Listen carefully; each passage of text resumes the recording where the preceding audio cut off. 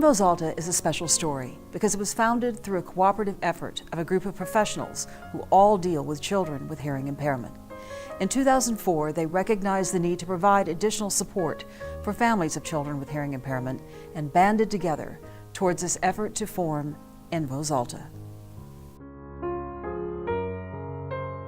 Many of the families had significant concerns about their children, their academic concerns, their emotional well-being, and they would express those concerns with me, and I realized that they really needed some kind of support network.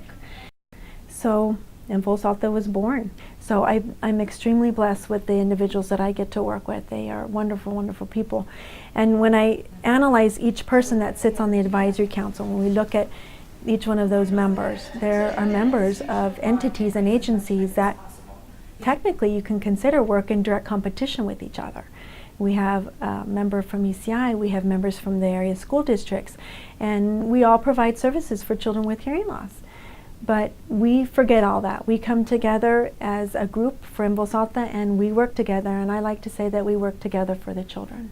So it is a network of families that come together as well as professionals in the community, and we join together to try to really support each other.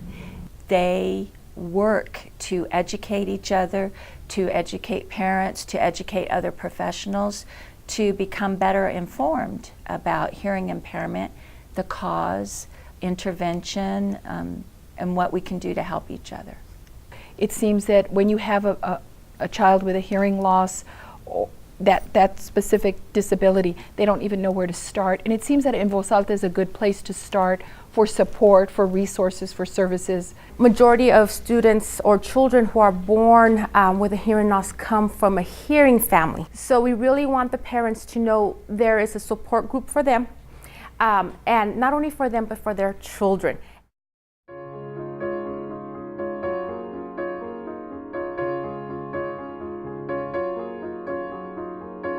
Small blue snow.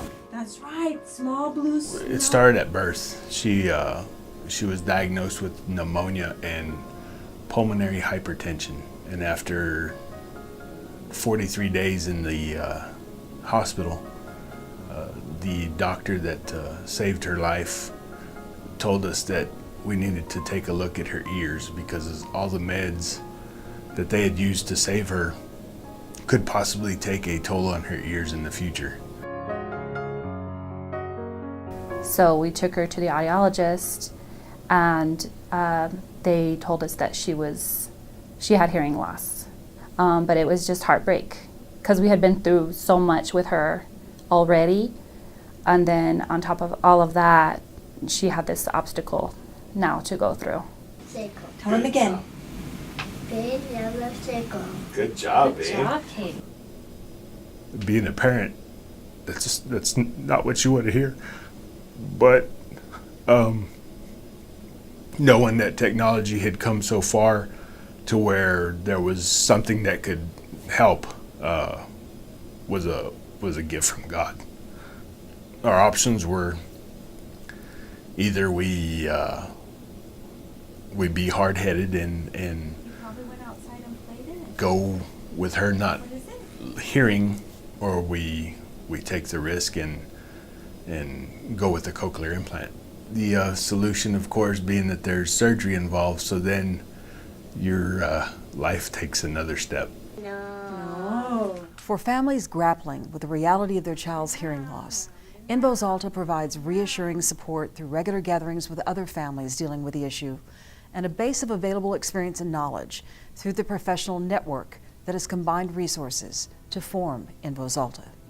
Once I found out how well the other kids were doing, to me it was the only option because I wanted her to have a chance to at least be oral and be able to communicate orally instead of strictly sign. I put a snow on your plate. It's been amazing to think of how fast she's progressed. I have her in a private school in the morning, and she's in a regular K-3 class. So she's actually keeping up with her peers in her K-3 class, which is amazing. We all take for granted the gift of hearing or seeing or feeling or smelling. It's amazing to know that in the year that she's had her cochlear implants, you can literally have a conversation with her. A little conversation, but it's a conversation. Black and white. Penguin. Yes. Girl. Good job.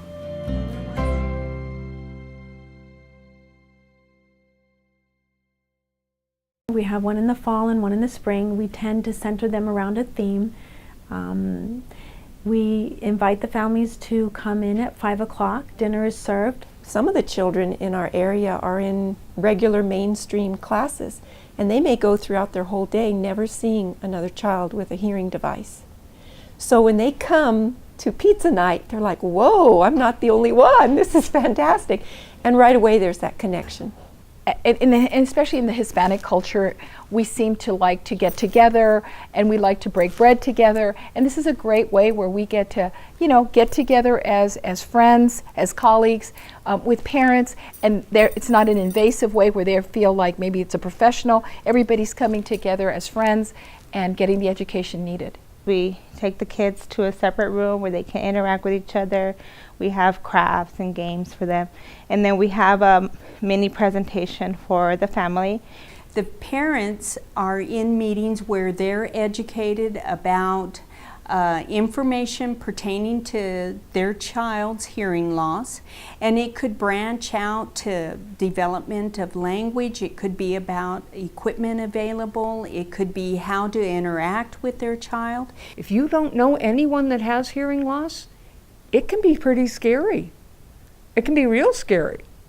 And then you can find out that other people have been through this. Other people have dealt with this news, this information. My name is Kanika Lopez, and I went to Baja. You want to see it?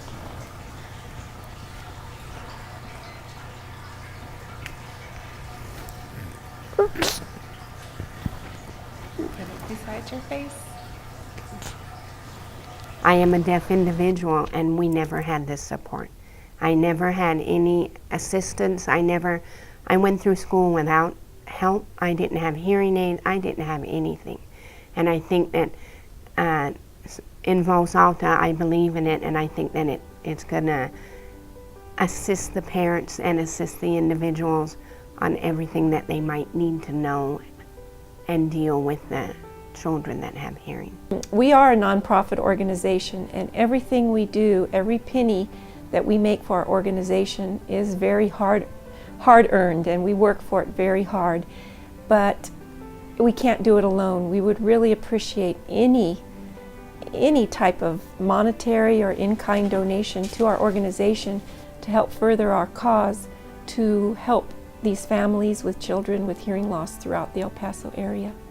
In 2010, Voz Alta came under the 501c3 umbrella of University Medical Center Foundation.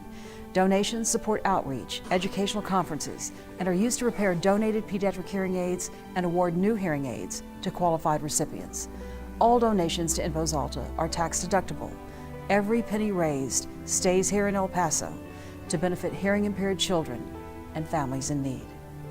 All of the help and the donations go to children, and that to me is the biggest incentive, because without the support of the fundraising, some kids might not have certain things. Anybody that donates knows that a child, at least one child, has a bright future ahead of them. Thank you, Voz Alta. Thank you, Voz Alta. Thank you, Voz Alta. Thank you, and Paso.